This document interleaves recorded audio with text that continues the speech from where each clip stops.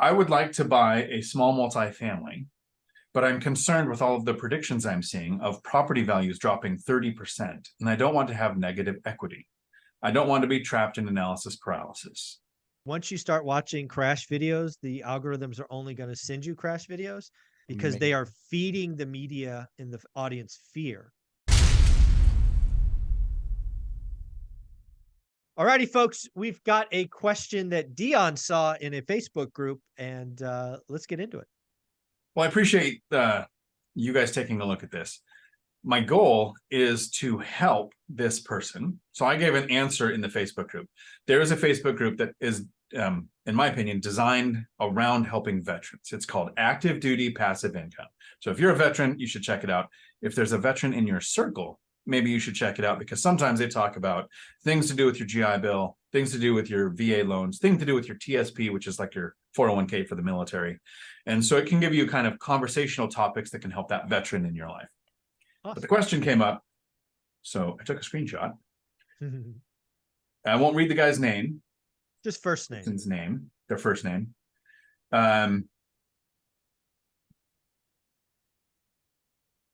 I would like to buy a small multifamily, but I'm concerned with all of the predictions I'm seeing of property values dropping 30%, and I don't want to have negative equity.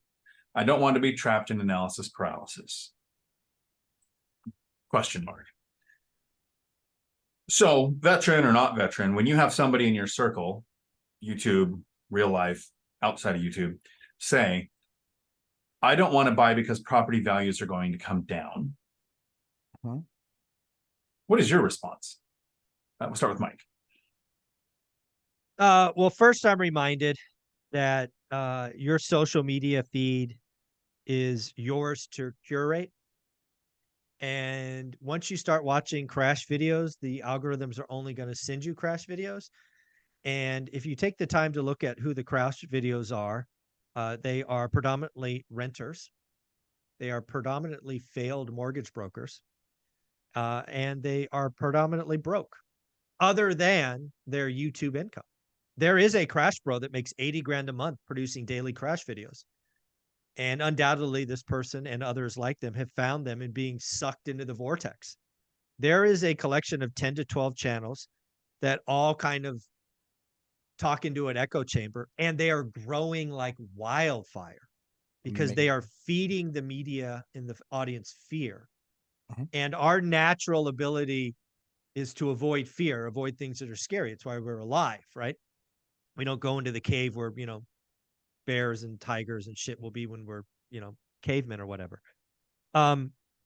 It's just sad. Crash Bros have been going on since 2012. They really picked up in 2020, and they've been nothing but wrong, like really, really wrong. But they have a loyal audience. You talk about a Crash Bro here on YouTube, you'll get dozens, if not 50 people flaming you. And you know what? At the end of the day, I've come to realize that I am not in the convincing business, stealing that from Matt.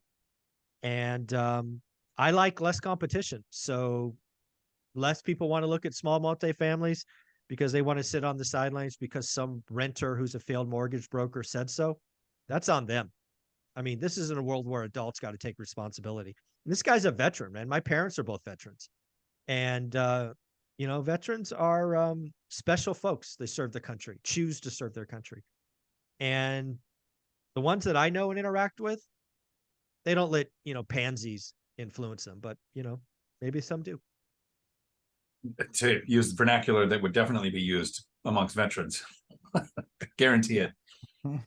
And I answered with a three-pronged attack, but I actually want to hear, Matt, what is your response when veteran or not veteran says, I think I don't want to own because properties are going to drop is better than the people say, I'm going to wait for them to drop and then buy. But I don't want to buy because values are going to come down. What is your answer? It's the same smart people that take advice from me on how to shave and how to lose that extra 50 pounds. Hairstyle.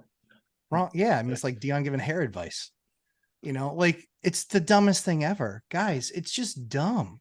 It's just, it's makes no sense whatsoever to ask somebody or to take somebody's word for it or to listen to how they chart and build a graph when they've never done what they've talked about. Never done what they've talked about. You don't take diet advice from clinically obese people. You know, you don't have somebody teach you how to shoot a gun that's never been to a range and never so much as bought a bullet. Like, it's just the dumbest thing ever. Like, that makes it your fault when you don't have a good enough filter for yourself where you understand where you should be taking advice from. When everybody, the mentor phase, right? Everybody talks about freaking mentors. Everybody wants a mentor. What makes someone a mentor? They've never done it before. They don't know what they're talking about. Is that what makes them a mentor? Then in that case, this guy is the perfect mentor for doing zero, for being a loser and never making any money. He's the perfect mentor for that. And that's the problem, is that people don't understand garbage in, garbage out. Talk to people. If you want to understand how to get rich, do you talk to the bum on the street? No. Do you start combing homeless shelters, starting shouting, hey, can all the millionaires please tell me how to become a millionaire? You won't see any hands raised. That's the problem. So people need to be smarter in where they get their information from and recognize that so long as you keep on listening to the end of the cup on the string, you're not going to hear anything worth doing. So better understand where you're getting your data from and listen to somebody that's actually gone through it. Oh, I lost my house in 2007. Okay. That's your extent of real estate? Yeah. Oh, okay. Well, then what you have to say is basically useless. Don't do an ARM with a ninja loan that didn't document that you didn't have to prove how much money you made. There you go. Problem solved. Done. So I think Crash Bros are successful at making crash videos and making money off of YouTube. So if you want to make money No off question. crash videos on YouTube, that's who you watch. Yeah. If you want to make money in real estate, that's not who you watch when they are consistently year after year, not even just month after month, year after year. This is the new reason for the crash. This is the new reason for the crash, over and over and over, and consistently wrong. So the three-pronged attack that I used to kind of answer, to try to help this fellow veteran. The first was I tried to use data.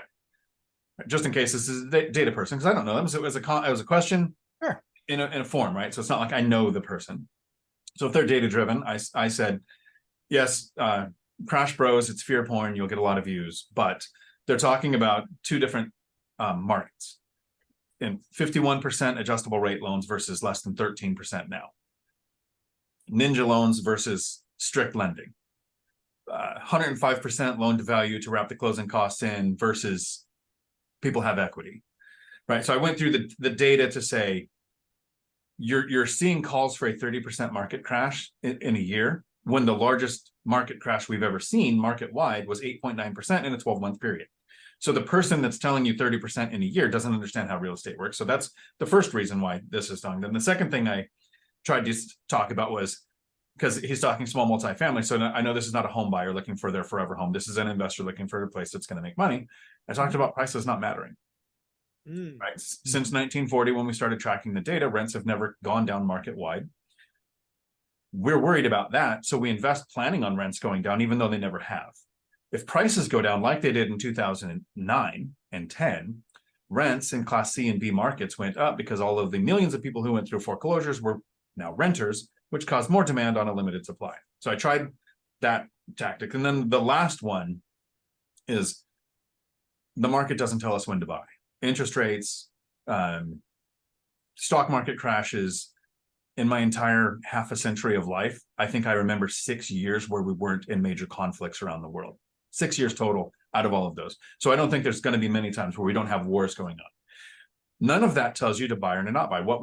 Meet Kevin's prediction on 1.8% interest rates in the next 10 years doesn't tell you to buy or not buy. The two things that tell you when to buy: one, are you ready? Meaning there's nothing major going on in your life that takes away your focus, divorce, death, something like that, major health concern. And you've studied your market, you know the asset class, you have the down payment reserves, closing costs, and money for immediate repair, so you're ready. And the second thing is you found a great deal. Those two things have nothing to do with home prices crashing 30% in the next year. So I'm hoping that my answer helped the veteran, but I kind of wanted you guys to say this because we hear this. How many times a week do you see this comment? So here's I don't know if you know this, Dion, but Matt and I come from a sales world, and we've run complex sales cycles. And here is one of the truths that very few people really understand unless you've been in the game. People buy emotionally. They justify logically. So when you are really, really good at what you do, your entire job is to get them emotionally wrapped in to this investment so they can feel it, right? They can see it. They can feel next year, next week, next month being better. And then it's an Excel spreadsheet, ROI, cost, blah, blah, blah, spreadsheet, send to the CFO nonsense. What you did is you tried to counteract an emotion with logic. Now, there is a small subset of buyers, somewhere between 5 and 10% that will work for, right? They're that type of person, but I don't like your chances.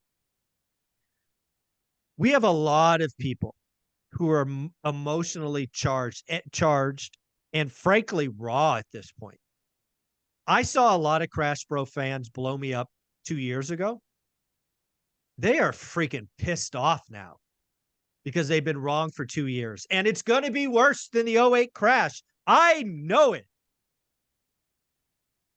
Well, first off, look your adult ass in the mirror and realize you've been wrong for 2 years. These guys never admit they're wrong. I mean, it's freaking comical. But it's because it's emotion. So, again, not in the convincing business. Don't really care if you want to be broke forever. Not my problem. But unless we can address that emotion, we're going to leave 90% on the side and then bring 10% of the logic guys with us. I don't know, Matt. Do you kind of feel that out there? Yeah, I mean, I think at the end of the day, so a biblical concept is fruit. What's the tree bearing? Fruit. Is it good fruit? Is it bad fruit? Is it any fruit at all? If you're watching all this stuff and you're not seeing what's being born and bore from that, there's one person benefiting.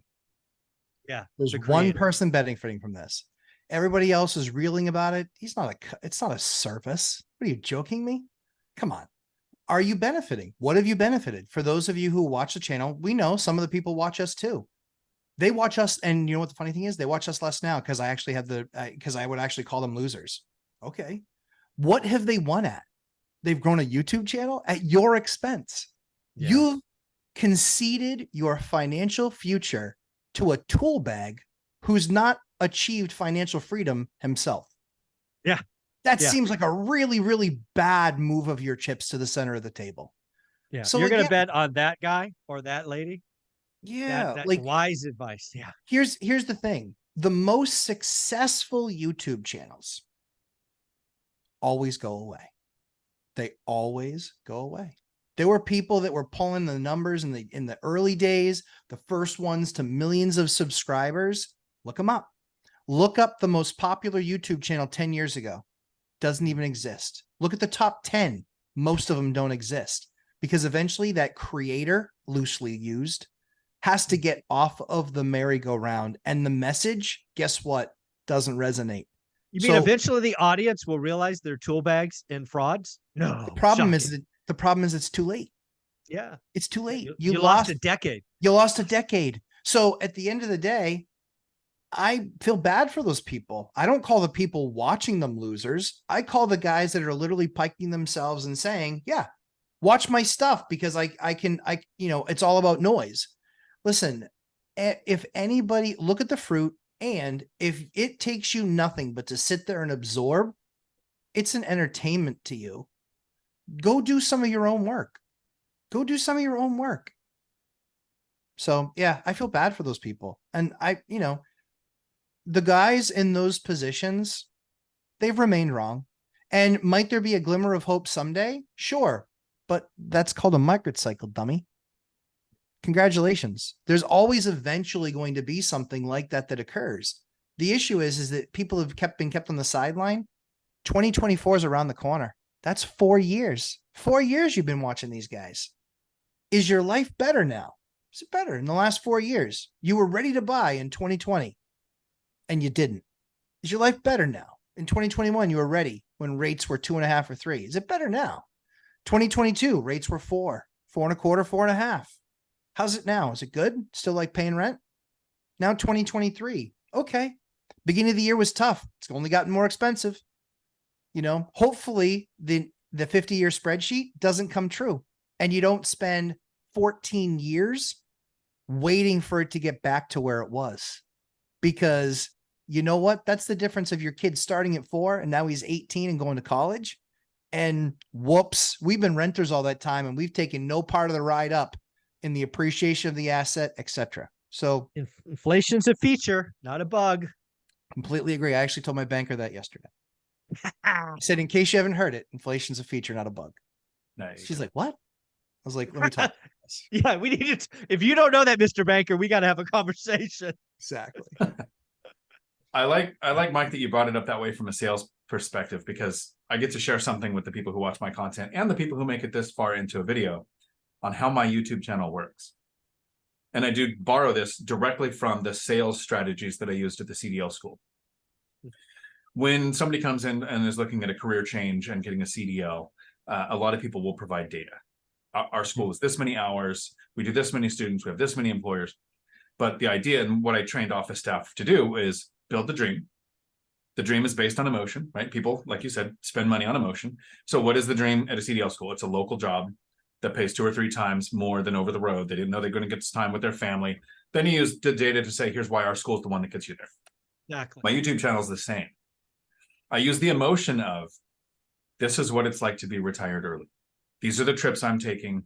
This is what my daily routine looks like. This is my struggle of learning how to spend money. That's the emotion of, I think I would really want to be in that position before I started my financial journey. Then I use the logic of, here's the strategies that I used. Here's the tactics in those strategies that made it more likely to succeed. So if I just made whiteboard videos on here's how you analyze a property, I might get some views. I like it. But when people watch a video and they think, this is what I want, okay, now how does the data get me there? So I'm glad you brought that up, because I don't think I've ever said that in a video before, but that's the whole point of why I'm doing YouTube is this is possible because I'm in the parking lot. I got to get them into the stadium and onto the field. Yeah, you're in. You have the hardest job By far. You have the drunk idiots and morons who are really loud, and you're trying to get them out of the parking lot, the red Dixie cups or whatever they're called, solo cups, into the stadium. It's far more easier to take some from the stadium and get into the field, and then when they're on the field, Matt takes over. But damn, I would not watch your job. I would give up YouTube before I would take your job. I don't want it. Eventually, we'll all give up YouTube at some point. It's true. Because right now, I think the 3 of us are doing it because we're helping people. Yep. We're not doing the Crash Bow way where we need to make $80,000 a month from YouTube to be successful. In my live stream on Tuesday, which you're probably watching this in Futureland, I shared my YouTube channel data. I shared how much, that's my plan tonight, because we're doing this weird chronological thing, what I make in a month to show. I'm not making these videos to be financially free from YouTube, because I'm probably making about $1.50 an hour. Woo! YouTube. Dollar. Score. $1.50. Yeah. Yes. So, Well, I mean, I look at the situation too, and I say, I couldn't do YouTube the way that those guys do because I couldn't afford the pay cut. I like it. I couldn't Just afford the pay saying. cut. And their channel in 5 years, is it going to be around like my properties and up? No, that's the problem. Because you guys know Spencer Cornelia, right? Spencer and I, we've had dinner together. We go out. We're both in Vegas now. You know, he blew up when he started calling out all these frauds, right? Yeah. You know, I don't know if people watch his channel, but he's posting a lot less because that wears on you, right? Kind of doing that kind of content is tiring. He was been sued a couple of times. It's rough, right? But I sort of look at that going, man, the Crash Bros are on the same trajectory. Eventually, people are going to realize these guys are frauds and freaking cartoon characters, and they're going to be gone. They're just their stick is going to be over, and I can't wait. I can't wait. If I were them, and many of them do, delete videos that are more. Oh, they do. Oh, yeah. They delete them all the time. And so I am 11 months, no crash videos. Feel like $1 million. I used to listen to them for perspective. And then I realized that these guys didn't have a perspective because they actually haven't done anything. Yeah, they haven't done shit. But the thing about it though, but here's where it's most important. They I believe that one of them will likely have a class action lawsuit against them someday, based on all the ways that they twisted their data into origami to get people to behave a certain way because it would build their following, and it manipulated people into believing that they knew what they were talking about. None of us are in danger of being considered frauds because all we do is share exactly what we're doing. Yeah. That's it. So when one of them, hey guys, when one of you buys a house, you're officially a fraud. That, in my eyes, makes you a fraud. If you ever buy a house, that makes you a fraud because you told everybody you're all following not to do it. That's saying. happened. Yeah, That happened about a year ago on the one channel where I forget the guy's name, but the mindset where he was like, oh yeah, don't do it, don't buy. Here's the 40% crash. Here's the 30% crash. Here's what I'm hunting for in a house. Like that was exactly word for word how it went. Yeah. P.S. He's spending your clicks. Yeah. He's spending your clicks. You're buying his house for him.